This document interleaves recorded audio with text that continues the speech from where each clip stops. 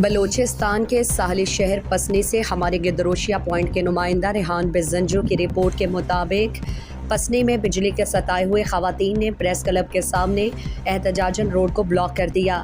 Chairman Pasni میر نور احمد کلمتی اور vice chairman Fahim جوہر نے مذاکرات کے ذریعے احتجاج ختم کرایا۔ کیسکو حکام نے بجلی ٹرانسفارمر پہنچانے کا وعدہ کر لیا۔ پسنی کے علاقے وارڈ نمبر 3 پسنی کے رہائشی خواتین نے پسنی پریس کلب کے سامنے بجلی کی عدم فراہمی کے خلاف سراپا احتجاج ہو کر روڈ کو بلاک کر دیا، جس سے ٹریفک کا نظام معطل رہا۔ خواتین کے مطابق ان کے محلے کے بجلی ٹرانسفارمر گزشتہ کئی روز سے خراب ہے، لیکن کیسکو حکام اسے ٹھیک نہیں کر رہے اور بہانوں سے کام لے رہے ہیں۔ شدید گرمی میں علاقہ مکینوں کا برا حال ہے اور بجلی نہ ہونے کی وجہ سے علاقے میں پانی کا بحران بھی پیدا ہو گیا ہے۔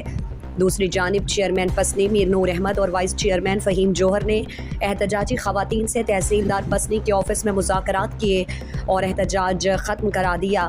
اس موقع پر کیسکو کے LS سید جان بلوچ بھی موجود تھے۔ انہوں نے بتایا کہ ٹرانسفارمر میں خرابی آ گئی تھی، لیکن اب وہاں ایک نئی ٹرانسفارمر کی تنصیب کی جا رہی ہے۔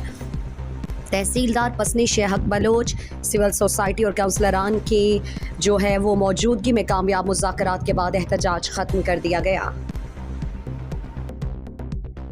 مزید دلچسپ معلومات اور خبروں سے آگاہ ہونے کے لیے Gedrosia point Facebook page, Instagram, Twitter کو فالو اور یوٹیوب چینل کو سبسکرائب کریں۔